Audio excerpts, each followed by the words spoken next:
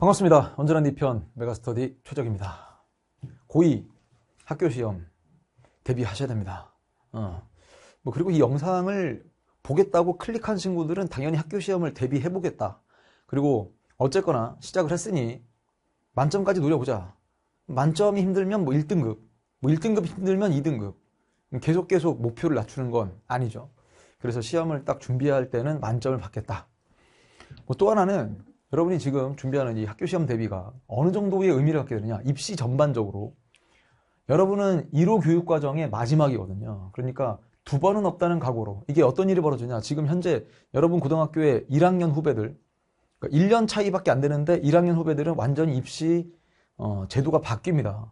통합사회, 통합과학 들어보기도 했을 거고, 수학에 출제되는 범위도 달라질 것이고, 선택 과목 이런 것들도 상당히 많이 변화가 생깁니다.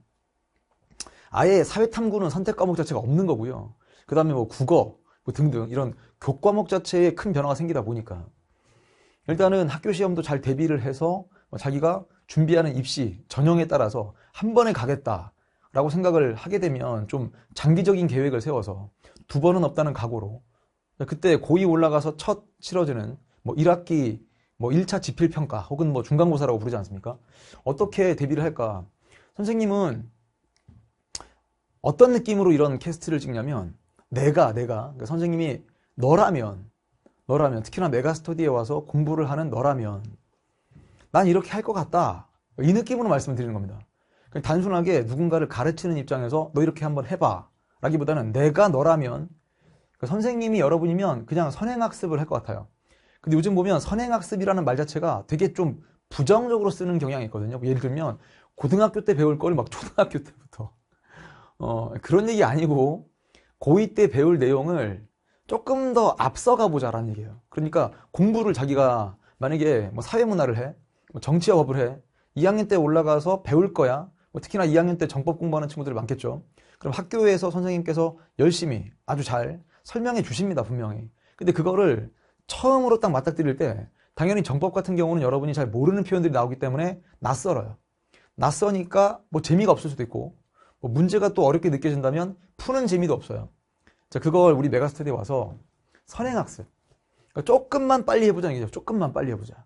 그러니까 예를 들면 한 3주 뒤에 배울 걸 미리 공부를 하고 한 2주 뒤에 배울 걸 미리 공부를 해서 앞서 나간 다음에 학교 수업에서는 내가 기본적으로 알고 있는 내용을 학교 선생님의 강의를 통해서 다시 한번 다져보자. 이렇게 발상의 전환을 해보면 원래 공부라는 게요.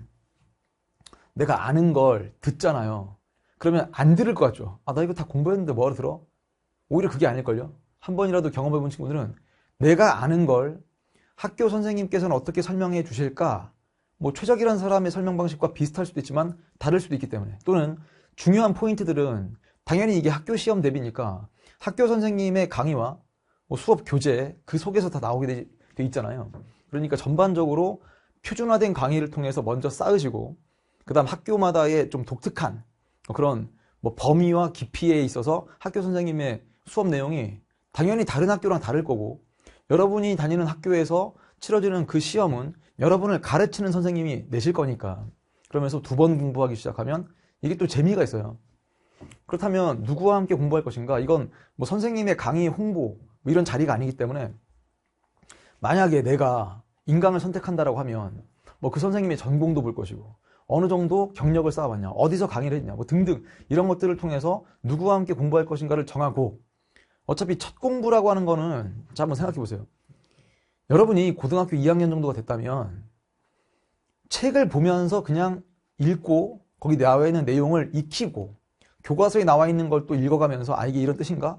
모르면 찾아보기도 하고 검색을 해보기도 하고 아니면 누군가한테 묻기도 하고 그것도 공부일 수 있는데 효율성 면에서는 첫 공부는 전문가의 강의를 듣는 게 훨씬 더 효율적일 수 있습니다. 왜냐하면 선생님은 지금 강의를 23년째 하고 있고 다양한 수강 대상을 상대로 해서 재수학원에서도 강의해봤죠. 내신 수업도 해봤죠. 인강도 해봤죠. 현강도 해봤죠. 해본 정도가 아니라 지금도 계속 하고 있으니까 고2 수업도 해봤죠. 고3 수업도 해봤죠. 다양하지 않습니까? 자, 그러다 보니 어디에서 여러분이 힘들어질지를 미리 알기도 하고 어느 포인트로 학교 선생님께서 수업에서 강조하실지 혹은 출제하실지에 대한 명확한 기준이 있단 말이에요. 그러니까 그거를 이렇게 생각하시면 돼요. 선생님의 강의를 안 들으면 너 1등급이 안 나와. 그 뜻이 아니고 여러분이 독학해도 1등급이 나올 수 있는데 그럴 때 공부하는 분량을 만약에 여러분이 10시간 할 때 선생님의 강의를 들으면 뭐 한 두세 시간이 끝나버릴 수도 있는, 그러니까 남은 시간 동안에 그 세이브된 시간 동안에 다른 과목을 공부하거나 혹은 이걸 다질 수 있는 시간적인 여유가 생긴다. 두 번째, 관람만 하지 말자. 진짜 공부를 해보자. 이건 뭐 선생님의 욕심일 수도 있는데 자기가 배운 거로 남을 이해를 못 시켜. 여러분은 아직은 그 공부가 다 된 게 아니에요. 다시 한번, 강의를 듣고 이해가 됐어. 이해가 된 거는 선생님이 여러분을 이해시키는 능력이거든요. 그럼 드디어 이게 자기 것이 된다면 이제 여러분이 그걸 듣고 옆에 있는 친구 혹은 뭐 집에 있는 동생은 관심이 없겠지만 동생한테 이해를 시켜보겠다. 그냥 그런 자세로 그냥 인강을 관람만 하지 말고 구경만 하지 말고 진짜 공부를 해보자. 이건 선생님의 욕심을 전달하고요. 학교 시험에서 만점 받기 위한 가장 중요한 건 학교 수업에서 살아남아야 됩니다. 살아남는다는 게 무슨 말일까? 그냥 자는 거 안 됩니다. 선생님이 고등학교 때를 한번 떠올려 봤어요. 내가 수업 시간에 졸아봤나? 아니, 멋지 보면 피곤하니까 졸아본 적은 있겠죠. 근데 선생님은 개인적으로 어떤 게 되게 좋았냐면 최적을 가르쳤던 그 고등학교의 선생님들께서 최적이 자는 걸 그냥 두지 않으셨습니다. 그러니까 뭐 어떻게 하다 보니까 그렇게 되기도 했고, 선생님이 또 제주 시내에 있는 고등학교를 다닐 때 그 촌동네에서 올라오다 보니, 그러니까 그 학교 선생님들도 선생님한테 어떤 관심을 가져주셨냐면, 야, 이 촌놈 이거 야, 촌놈 너 지금 자고 있을 때가 아니야. 그래서 계속 최적을 상대로 막 질문하시고 자고 있으면 뭐 깨우고. 근데 그게 그렇게 감사한 거예요, 지금 생각하면. 아니 뭐 자주 자려고 하지도 않았지만 피곤해서 이렇게 꿈벅꿈벅 졸 때가 있지 않습니까? 뭐 점심 먹고 나서 특히나 이제 봄에 춘곤증 막 잠이 와. 그때 뭐 심지어 선생님 때는 뭐 약간의 아주 크질 않았지만 뭐 체벌 이런 것도 있었고, 그 다음에 뭐 그 기합 주는 게 있었어요, 잠 깨라고. 근데 그 당시 생각해보면 선생님이 그렇게 이 땅바닥에 머리를 박았던 때가 그렇게 많아요. 특히나 지리 선생님이 아직까지 잊혀지지 않습니다. 야, 나와. 나오면 맨 뭐라고 일단 하신 다음에 뒤로 가. 대가리 박아. 뭐 이럴 거였어요. 지금은 학교에서 상상할 수 없는 그런 일인데, 근데 그게 되돌아보니까 괜찮은 거예요. 왜? 잠을 그냥 홀라당 깨고 다시 이제 자리에 와서 열심히 또 공부했던. 선생님 때는 인터넷 강의가 없었기 때문에 그 학교 선생님의 수업이 그렇게 소중했던 겁니다. 그런데 여러분 세대는 인터넷 강의가 있고 그러다 보니까 난 인강으로 듣고 이해가 되면 뭐 해당되는 뭐 정법 수업에서는 뭐 참여하지 않고 열심히 안 듣고 졸고 이런 경우가 가끔씩 있는 것 같은데, 우리 제자들은 그러지 않았으면 좋겠다. 선생님의 인터넷 강의는 학교 선생님의 강의를 대체하는 게 아닙니다. 보완하는 거라고 생각하시고, 너무나 당연한 이야기인데 학교 시험에서 우수한 성적을 거두기 위해서는 교과서 탈탈 털어가지고 보셔야 됩니다. 학교 선생님 부교재나 자료 이거 분석을 철저하게 하셔야죠. 그러니까 이런 거예요. 학교 수업에서 살아있는, 즉 성실하게 임하는 친구들을 위해서 선생님께서 좀 조언을 하거나 뭐 아니면 약간의 소스를 주십니다. 이런 건 중요한 거야. 시험에 낼 거야. 근데 그런 게 누구나 다 중요한 거라고 생각한다면 졸던 친구도 맞힐 수 있는데, 정말 어디 교과서 뭐 귀퉁이에 뭐 부교재에 진짜 무슨 뭐 참고자료 정도로 나와 있을 만한 것들을 출제하게 되면 상당히 당혹스럽거든요. 선생님도 그런 경험을 해봤지만, 그래서 수업 시간에 살아있을 걸, 이런 후회가 되지 않도록 꼼꼼함이 여기 성패를 가른다. 그리고 이 4번은요 어떤 느낌이냐면 동기부여 같은 느낌이에요. 내가 학교 시험만 딱 치르고 이 지식이 사라지는 거라고 생각하면 그 에너지가 활활 타오르지 않거든요. 근데 만약에 2학년 때 배우는 과목 중에 적어도 한 과목을 수능까지 내가 끌고 가보겠다라고 하는 동기부여가 되면, 그게 나중에 바뀔 수도 있겠지만 지금 2학년 때 공부할 때 그냥 나는 이건 내신 과목으로만 할 거고 3학년 때는 안 할 거야 이러지 마시고, 내가 2학년 때 배우는 과목 중에 최소 한 과목 정도는 수능으로 가져가 볼까? 그래서 그 중에서 좀 더 자기한테 맞는 과목을 찾아보겠다. 이렇게 적극성을 가질 필요가 있겠다. 가능하면 3학년 때 어떤 과목이 개설될지도 미리 확인하는 것도, 이게 학교 시험 만점 대비랑은 상관이 없지만 선생님은 이런 에너지가 되게 중요하다고 생각하거든요. 다시 한번, 3학년 때 뭐 배우는지랑 내가 2학년 때 학교 시험에서 만점 받는 거랑 뭔 상관? 그게 아니라 에너지. 어차피 나는 수능까지 치러서 대학을 가야 되는 상황인데 2학년 때 배우는 과목을 좀 살려볼까? 그러면 조금 더 정교하게 공부를 하고 조금 더 에너지가 넘친다는 건 내가 한 번 배워서 이거를 다 어딘가에 까먹어도 되는 지식이 아니다. 그렇게 한다면 좀 더 정성스럽게 공부할 수 있겠죠. 그 다음 인강 듣는 꿀팁을 살짝 말씀드리면 많은 친구들이 이래요. 내가 시간이 남으면 인강을 듣겠다. 그런데 그 시간은 남지 않습니다. 이 시간을 미리 빼두지 않으면 남지 않거든요. 자, 그때 학습 시간표에 인강 수강 시간을 넣어버리자. 최근에도 선생님이 잠깐만, 그 친구의 영상을 볼 것 같은데, 볼 수도 있을 것 같습니다. 선생님 정말 친한 친구가 있거든요, 제주도에. 그 친구의 아들이 있어요. 아들. 고2입니다. 야, 보고 있어. 지금 막 뜨끔해가지고, 내 얘기 하시나? 너 맞아, 너. 그때 통화로 상담도 했어요, 전화로. 진짜 뭐 길게 한 3, 40분 상담하면서 뭐라고 했냐? 야, 이렇게 안 하고, 야, 누구야? 너 삼촌 강의 언제 들을 거야? 뭐 선생님이라고 안 하고 삼촌 강의 언제 들을 거야? 그러니까 그 친구 얘기하는 거예요. 시간 나면 들을게요. 너 시간이 안 날 텐데? 왜냐면 너 시간표 한번 불러봐. 라고 하니까 막 무슨 방과 후 수업도 있고, 뭐 학원도 다녀야 되고, 주말에도 엄청 바쁘고, 뭐 자기가 부족한 걸 알아요. 그 친구는 수학이 부족하다. 그러니까 수학 공부를 좀 더 열심히 해야 되겠다. 하다 보니까 이 사회탐구 과목은 계속 뒤로 밀리는 거예요. 그러니까 시간이 나면 듣겠다. 그거 시간이 안 나거든요. 그래서 삼촌이 얘기할 테니까 잘 들어봐. 목요일 날 저녁 먹고 6시 반부터 뭐 10시까지 이런 식으로 시간을 딱 잡아놓고 그때 너가 그 강의를 소화하지 못하면 이걸 다 이해하라는 뜻이 아니라 일단 들어두지 않으면 너에게 따로 특히나 사회탐구, 인터넷 강의를 통해서 보완할 수 있는 시간은 안 올 것이다. 그렇게 얘기를 했습니다. 그러니까 학습 시간표 아예 그냥 넣어버리시고요. 계획을 짤 때도 그냥 예를 들면 일주일에 3강씩 듣겠다. 뭐 2강씩 듣겠다. 아니 어차피 중간고사 범위는 전범위가 아니기 때문에 중간고사 때까지 이걸 다 완강해야 되는 게 아니지 않습니까? 그래서 선생님이 10끝 강의, 10끝 강의가 개념 완성 강의인데 보면 대체로 한 10강 정도면 한 시험을 대비할 수 있도록 설계를 했거든요. 10강이면 자기가 좀 미리 준비해서 일주일에 3강씩 듣는다. 그럼 3, 4주면 되는 거 아닙니까? 문제도 좀 풀어보고. 이제 문제풀이 얘기를 할 텐데 많은 학생들이요. 자기가 고등학교 2학년 정도 나이가 되다 보니까 내가 이 문제를 풀어서 틀리는 것에 대해서 엄청 두려워해요. 왜냐면 맞히고 싶어하는 마음이죠. 다 문제집에 동그라미가 쳐졌으면 좋겠다. 만약에 막 비가 내려 막 틀려. 그러니까 기분이 영 안 좋죠. 근데 지금 그건 기분이 좋은 거냐 안 좋은 거냐가 지금 상관이 있는 게 아니고, 그리고 그 문제집을 만약에 뭐 부모님께서 보신 다음에 야, 너 무슨 공부한 거냐 만 거냐? 왜 이렇게 많이 틀리냐? 이렇게 하신다 하더라도 그게 무슨 상관입니까? 그러니까 내가 이거를 다 알고 마치겠다. 이 생각을 바꾸셔야 돼요. 문제를 풀어봐야 내가 이걸 다 아는지를 검토할 수 있다는 얘기예요. 다시 한번. 내가 개념을 다 완벽하게 익히고 문제를 다 마치는 정도까지의 수준으로 올라서지 않으면 문제 안 풀겠다. 그게 아니고 일단 한번 들어. 그 다음 문제를 막 풀어. 틀리면요. 틀리면 오답 정리하면 되잖아요. 맞히면요. 맞힌 것도 원래 오답 정리하는 거거든요. 그다음 문제를 많이 풀어보자도 있어요. 학교 시험 대비는. 원래 수능은요.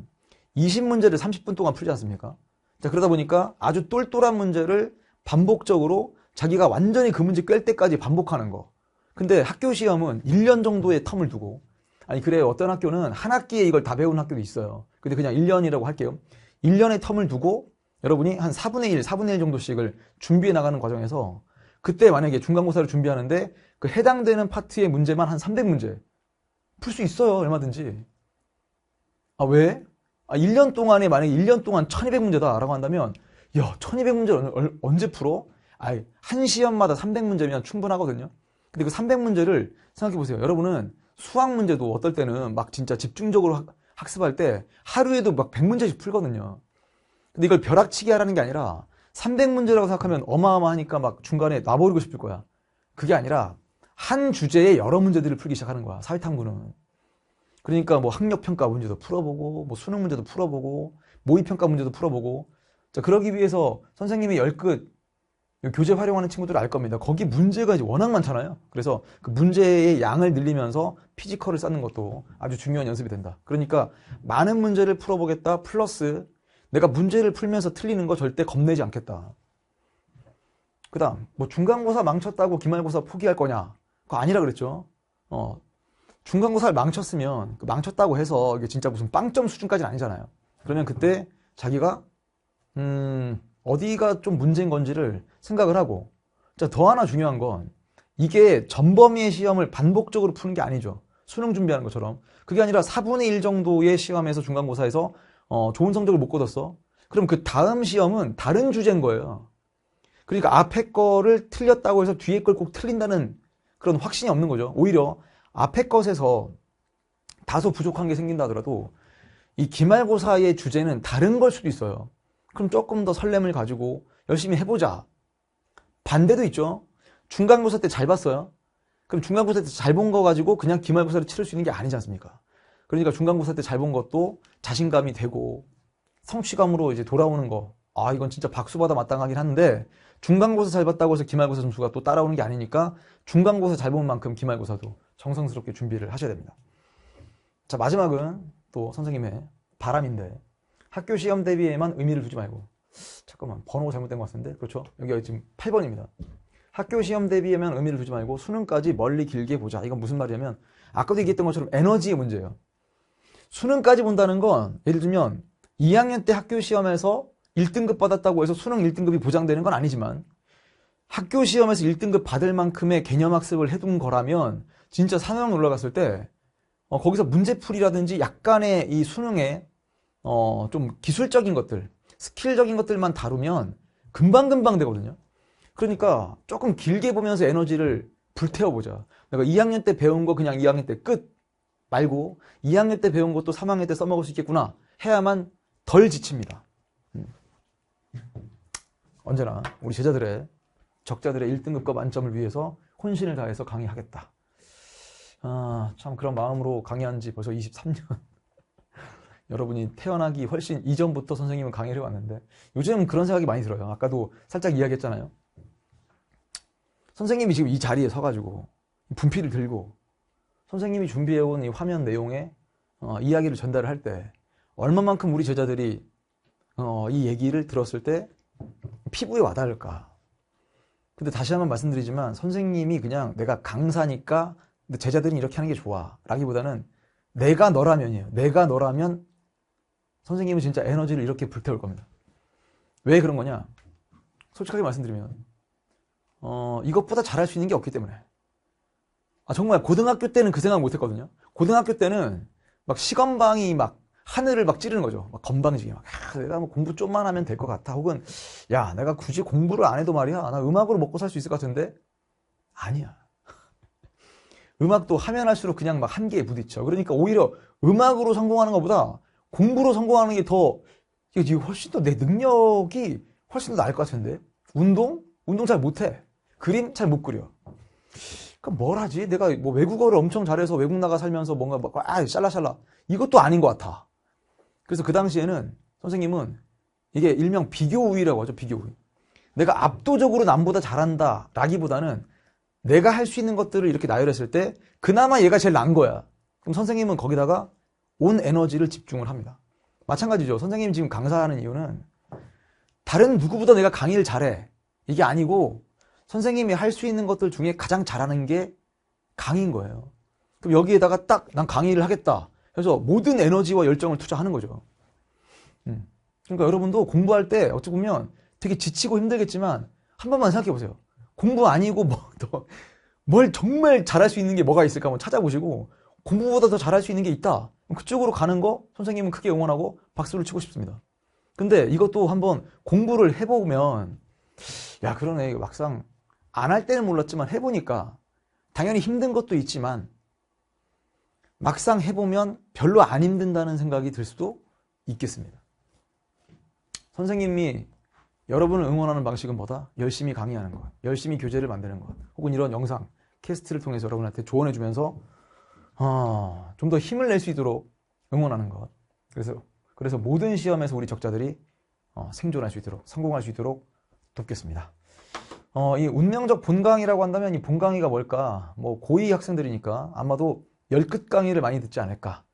특히나 열끝 강의가 완벽히 새롭게 리뉴얼 되었기 때문에 또 큰 도움 될 것 같고요. 그리고 문제풀이가 필요한 친구들은 또 그 열끝 교재를 통해서 단끝 강의도 다 이어서 들을 수 있거든요.